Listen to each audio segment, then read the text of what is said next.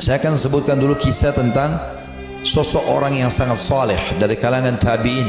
Dia hidup di zaman Nabi SAW tapi tidak sempat bertemu dengan Nabi dalam pendapat sebagian orang, yaitu Ubaid bin Umair bin Qatadah al-Laythi al-Jundu'i al-Makki. Ya. Orang ini sangat saleh, luar biasa. Sampai di Mekah itu kalau ada orang yang menganggap dirinya lemah imannya, pasti datang kepada dia, kepada Ubaid ini rahimahullah. Orang ini sangat luar biasa keimanannya. Ada sebuah kisah dinukil oleh Ibnu Qudamah. Kisah Ibnu Qudamah dinukil tadi, kisah Sa'labah. Ini dinukil dalam sebuah kisah di sebuah buku. Kisah ini kisah sahih. Ada seorang wanita di Mekah sangat terkenal dengan kecantikannya, dan wanita ini terkenal tinggi, putih, cantik, fitnah luar biasa. Tapi dia tutup wajahnya, dia pakai cadar. Dia bilang sama suaminya, satu hari dia bicara sama suaminya, dia mengatakan, wahai suamiku, kira-kira apakah ada orang yang bisa selamat dari fitnah wajahku ini?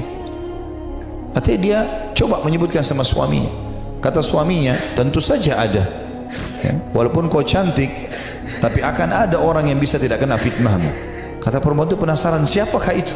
Artinya kalau saya buka wajah saya, saya tidak pakai hijab ini, masih ada laki-laki yang tidak tertarik. Maka kata suaminya, Ubaid bin Umair, seorang ulama. Maka tiba-tiba istrinya karena merasa tertantang datang kepada suaminya lalu berkata, wahai suamiku, Andis, apakah kau mengizinkan aku untuk coba menggoda Ubaid hanya untuk mengetes imannya, sekaligus juga mengetes apakah betul memang dia tidak kena dengan fitnah wajahku dan kecantikanku ini? Suaminya mengatakan, karena penasaran juga mengatakan, baik, saya izinkan. Maka wanita ini pergi ke Masjid Haram. Ini Ubaid ini punya majelis ta'lim, di Masjid Haram, ulama besar, tidak pernah sama sekali berbuat dosa dalam kisahnya, dalam kisah hidupnya. Allahu alam kalau yang dinukil dari kisah yang lain, tapi dia disebutkan orang ini sangat soleh. Kemudian datanglah wanita ini lalu mengatakan, saya punya pertanyaan Syekh. Kata dia, silahkan. Dia bilang, tapi pertanyaan ini pribadi, maka saya tidak bisa menanyakan di depan orang. Kalau bisa saya akan meminggir dengan anda di salah satu sudut masjid ini. Karena perempuan ini terus menunjukkan kesedihannya, menangis. Maka Ubaid mengatakan, baiklah, tapi tetap di depan umum, bukan berduaan-duaan khalwat. Di tiang masjid di sebelah situ ada sekitar jemaah. Tiba-tiba wanita ini pada saat duduk depan Ubaid membuka cadarnya, dan memang terlihat kecantikan yang luar biasa. Maka Ubaid rahimahullah mengalihkan wajahnya sambil kata Ubaid mengatakan, apa yang kau lakukan? Bukankah kau bertanya, kenapa kau membuka cadarmu? Dia mengatakan, sebenarnya wahai Syekh Ubaid, saya mencintaimu dan saya menyukaimu, maka aku datang untuk menawarkan diri. Maka Ubaid mengatakan, dan aku tinggal tunggu jawabanmu. Artinya kapan kau mau? Selesai, aku jadi milikmu, terserah kau mau apakan. Perempuan ini ingin menguji.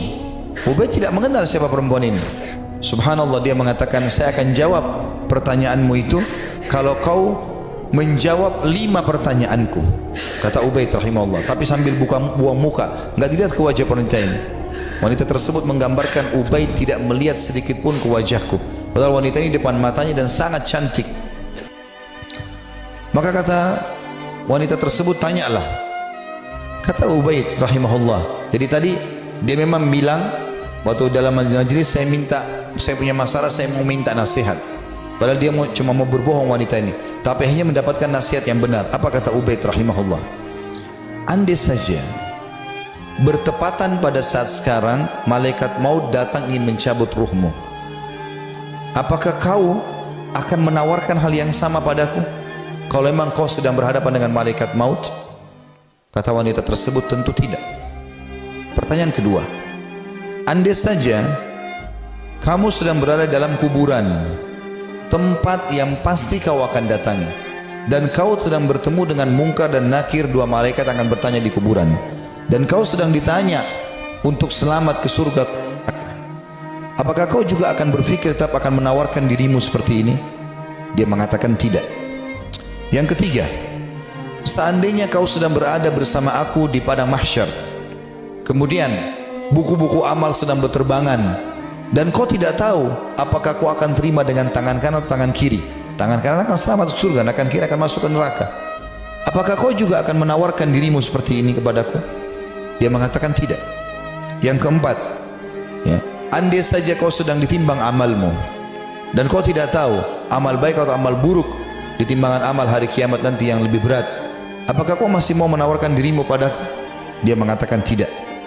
Lalu kemudian pertanyaan terakhir yang kelima, andai saja kau sedang diminta pertanggungjawaban oleh Allah tentang kecantikanmu ini, tentang keadaanmu, ya, kelebihan-kelebihan nikmat yang Allah berikan kepadamu ini, apakah kau juga akan mengatakan kepada Allah, aku sempat menawarkan ini kepada Ubaid? Maka dia mengatakan tidak. Maka Ubaid pun mengatakan rahimahullah, kalau gitu bertakwalah kepada Allah dan jagalah dirimu serta nikmat Allah yang ada padamu. Maka tiba-tiba perempuan tersebut menangis terisak-isak. Lalu kata Ubaid, pulanglah. Lalu Ubaid berdiri tanpa melihat sedikit pun ke wajah wanita tersebut. Setelah dia pergi, wanita itu pulang ke rumahnya. Suaminya sudah menunggunya, ingin mengetahui berita apa yang ada sebenarnya. Maka setelah dia pulang, suaminya kaget melihat matanya merah, menangis. Kata suaminya, apa yang terjadi wahai istriku? Dia mengatakan, sungguh aku akan binasa wahai suamiku. Aku tadinya niat ingin bermaksiat kepada Allah, Allah menuruskanku justru melalui Ubaid. Dan sungguh Ubaid adalah orang saleh. Dan semenjak hari itu perempuan itu tidak pernah dandan lagi sama sekali sampai ajal datang menjemputnya. Teman-teman sekalian, orang yang saleh, orang yang tulus kepada Allah Subhanahu wa taala, memang orang-orang yang justru tidak mudah tergoda. Kalau antum hanya sekedar dengan godaan sedikit mudah tergoda, itu masih orang biasa. Tapi kita harus menjadi orang yang luar biasa memang. Tidak boleh mudah tergoda. Allah Subhanahu wa taala menyebutkan tentang ahli surga di dalam firman-Nya pada saat mereka masuk ke dalam surga nantinya di hari kiamat. Itu disebutkan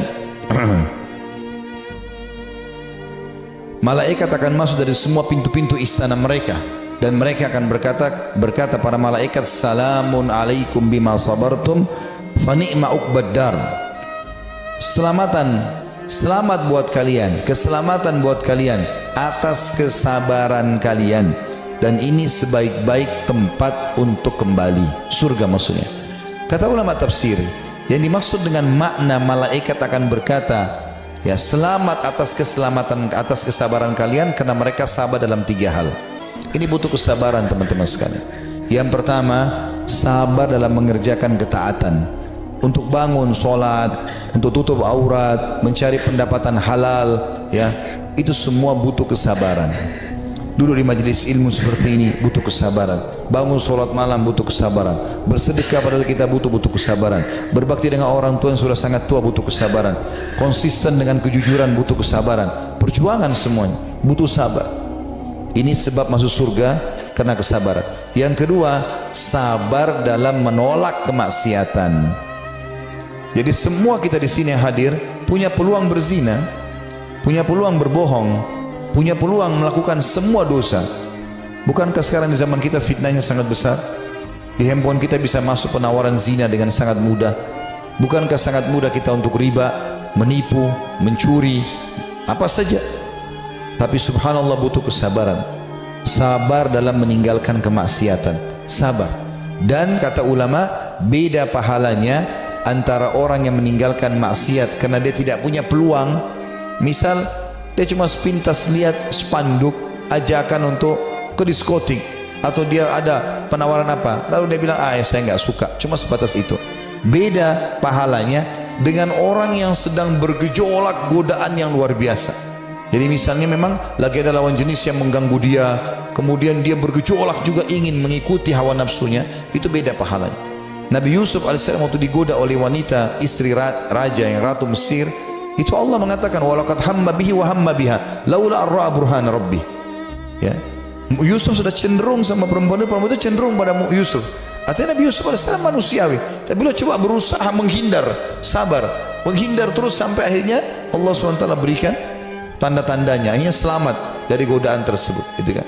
Artinya kesabaran di sini butuh ekstra pada saat ada peluang untuk berbuat dosa itu. Dan yang ketiga, sabar dengan cobaan harian. Sabar dengan cobaan harian.